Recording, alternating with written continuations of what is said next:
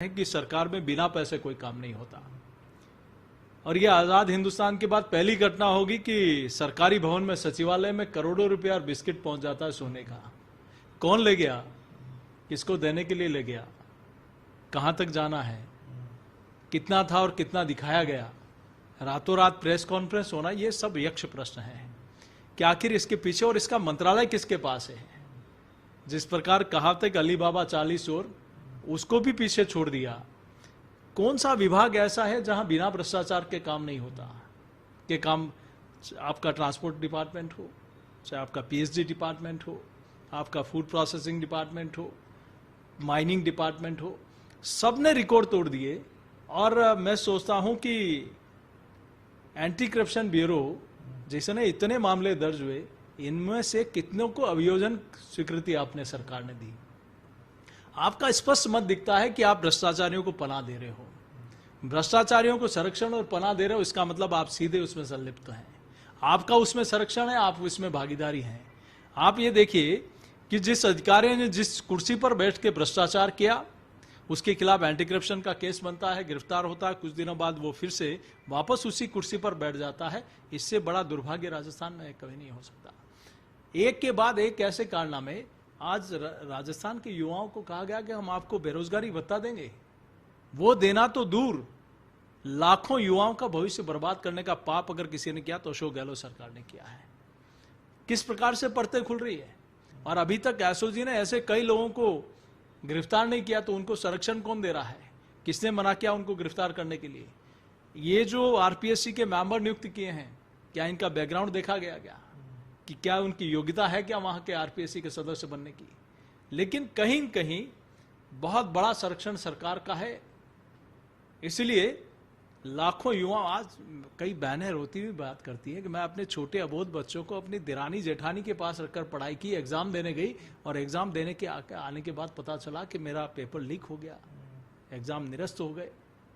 वो क्या बीतती होगी उस बहन के ऊपर, क्या बीतती होगी इस भाई के ऊपर जो गरीब माँ बाप के सपनों का लाठी, बुढ़ापे का लाठी बनकर कहता है कि मैं उसमें बुढ़ापे में सेवा करूंगा, नौकरी लगूंगा। उनके दिल पर क्या बीतेगी जब अपना पेट काटकर उस बच्चे को पढ़ाते हैं, लिखाते हैं और अंत में पता लगता है कि पेपर लीक हो गया। ऐसे कई युवाओं ने सुसाइड किया है। लेकिन दूसरी ओर अध्यक्ष जी, गहलोत साहब को लगता है कि महंगाई राहत कैंप जिस तरह से सरकार ने काम किए हैं, खास तौर से सिलेंडर की बात हो, चाहे वो आपके एक एक करके उन राहतों की बात हो, जिसका एक पूरी तरह प्रचार और प्रसार इस तरह से किया जा रहा है जैसा आज तक कभी राजस्थान में देखने को नहीं मिला, तो बीजेपी कैसे मुकाबला करेगी इस पूरे सरकारी प्रचार का? देखिए, सरकार बनने से पहले हर पॉलिटिकल पार्टी अपना मैनिफेस्टो जारी करती है कि हम सरकार में आएंगे तो हमारी प्राथमिकता यह रहती है। मैं सरकार से पूछना चाहता हूँ, क्या सरकार का कार्यकाल खत्म होते होते उन एजेंडे को लागू करना चाहिए क्या? वेरी फर्स्ट डे आपने सरकार में बनते ही उन कामों को हाथ में लेना चाहिए। आज पूरे देश में सबसे ज्यादा महंगा पेट्रोल डीजल राजस्थान में है। अगर आपको राहत देनी है तो 4.5 वर्ष आपने जनता की जेब काटी, वो पैसा उनके खातों में डालिए, तब राहत होगी। आपने कहा था हम बिजली का 1 पैसा भी नहीं बढ़ाएंगे। 4.5 वर्ष तक जितना पैसा आपने लिया है जनता से, उपभोक्ताओं से, किसानों से, वो पैसा उनके खातों में डालिए। आपने अपने मैनिफेस्टो में कहा है, आपने कहा कि हम संपूर्ण किसानों का कर्जा माफ करेंगे। आज कितने किसानों का कर्जा माफ हुआ? वो भाई जो लाइव अपनी बात कहते, अपने दर्द सुनाते सुनाते आत्महत्या कर ली, उसका जिम्मेदार कौन है? 19,000 का तो रिकॉर्ड आया, वो बहुत सारा, ये एक आंकड़ा जाएगा 60,000 के आसपास जिनकी जमीन नीलाम होने की कगार पर है। कौन जिम्मेदार है उसका? आप राहत की बात कर रहे हैं, राहत आप आपदा में भी अवसर ढूंढ रहे हैं। जो कूलर पंखे जिसकी लागत जितनी है उससे ज्यादा किराया वसूल रहे हैं। आप जनता का पैसा किस प्रकार से भ्रष्टाचार की आग में डाल रहे हैं। बिजली के जो बिल है उसको बहुत ज्यादा प्रचारित किया जा रहा है कि एक बड़ी राहत राजस्थान में आम उपभोक्ता को दी है। देखिए, इन्होंने वादा किया था, बीजेपी का राज था, तब 10,000 का किसानों का बिजली का बिल माफ होता था।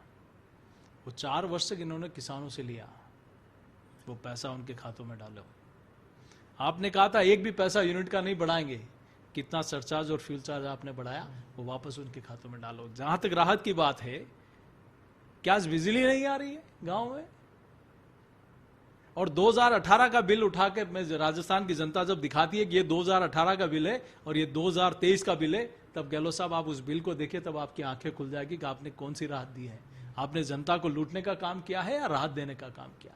ये आपके अंतर मन में चिंतन करने की आवश्यकता है कि आपने किस प्रकार का धोखा राजस्थान की जनता के साथ किया है।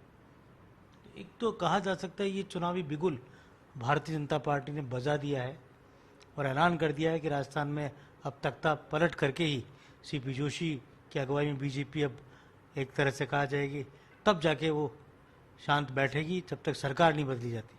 देखिए, सीपी जोशी एक दायित्व के नाते, कार्यकर्ता के नाते काम कर रहा है, लेकिन हजारों लाखों कार्यकर्ता इस पार्टी के लिए, चूंकि पूरा संगठन मिलकर एक पार्टी है, अब पूरा सब लोग मिलकर काम करते हैं इस भारतीय जनता पार्टी में।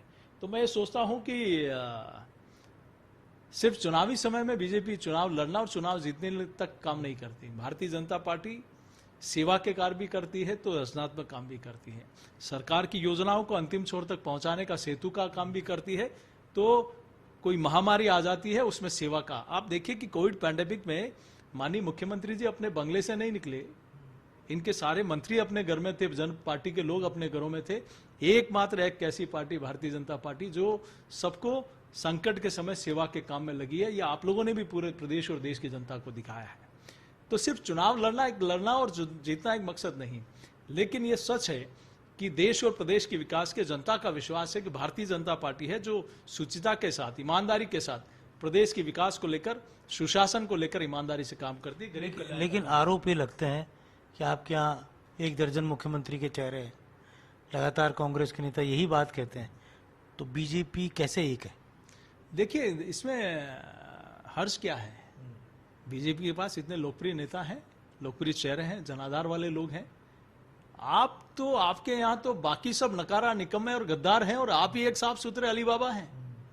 भारतीय जनता पार्टी में ऐसे अनेक लोग हैं, अनेक नेता हैं जिन्होंने इस पार्टी को खड़ा किया, जनसंघ से लेकर अभी छोटा एक पौधा लगाया, आज वट वृक्ष रूप में पूरी दुनिया की सबसे बड़ी पार्टी भारतीय जनता पार्टी बनी है।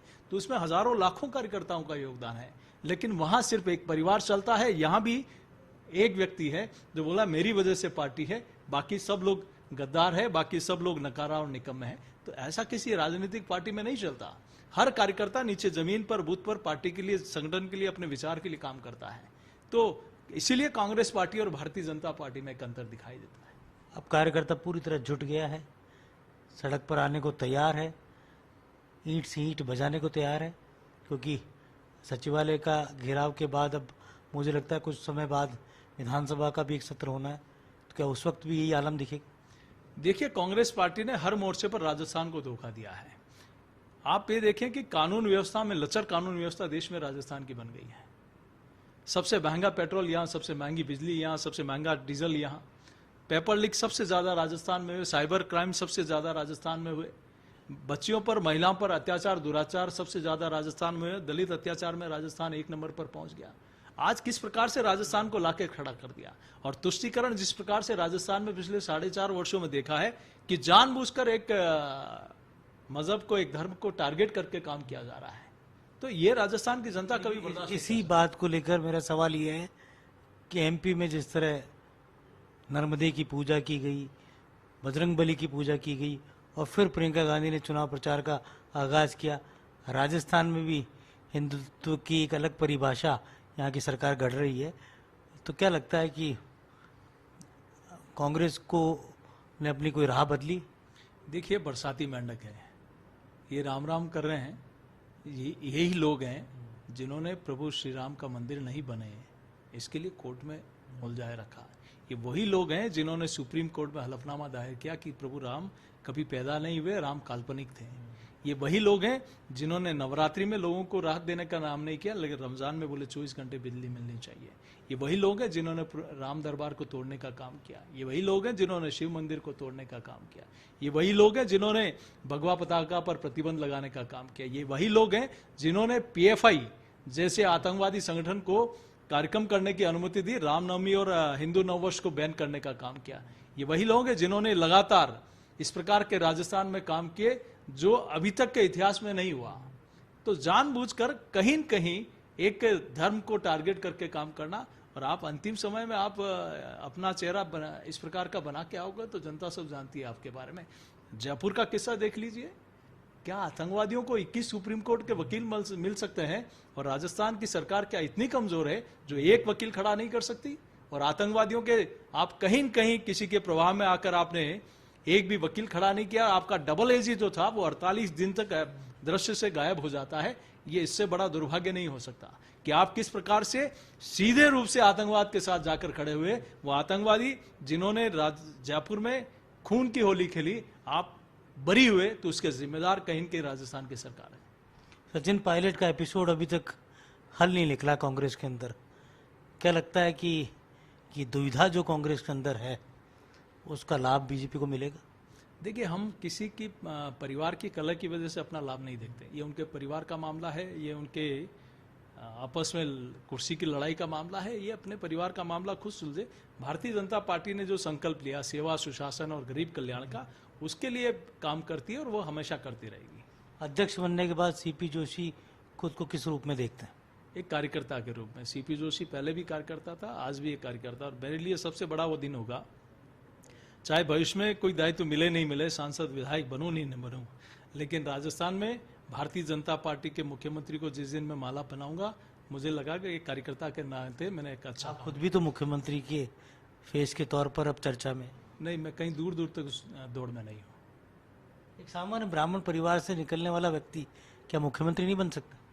देखिए, वो पार्टी तय करती है, लेकिन मैं इस रेस में दूर दूर तक नहीं, और मैं सपने में ही नहीं सोचता। मैं एक साधारण कार्यकर्ता हूं और इतना बड़ा दायित्व पार्टी ने मुझे दिया, ये मेरे लिए इससे बड़ी गर्व की बात नहीं हो सकती। लाया भी आपको इसलिए गया था कि सबको एक रख सके। देखिए, मैं प्रयास करता हूं कि सब वरिष्ठ लोगों का, जिनका बहुत लंबा अनुभव है, जिन्होंने इस पार्टी के लिए बहुत कुछ किया, इस पार्टी को यहाँ तक पहुंचाने के लिए जिन्होंने योगदान दिया, उन सब के अनुभव का लाभ लेते हुए, उनके सब के मार्गदर्शन में और कार्यकर्ताओं के सहयोग से पार्टी को यहाँ जीत दिलाने के लिए एक सेतु के रूप में, जैसे एक गैलरी काम करती है राम सेतु बनाने के लिए, उस गैलरी के रूप में काम करूंगा। देखिए, भारतीय जनता पार्टी विपक्ष के नाते अब जयपुर की सड़कों पर आंदोलन के लिए पूरी तरह उतर चुकी है। मकसद है, राजस्थान में जो बीते कुछ सालों में एक राजनीतिक परंपरा बनी हुई है, एक बार कांग्रेस एक बार बीजेपी, तब की बार बीजेपी को सत्ता में लाना, और इसी उद्देश्य के साथ भारतीय जनता पार्टी के प्रदेश अध्यक्ष सीपी जोशी अपने काम में मुस्तैदी के साथ जुटे हैं। कैमरा जर्नलिस्ट सुरेंद्र के साथ योगेश शर्मा, फर्स्ट इंडिया, जयपुर।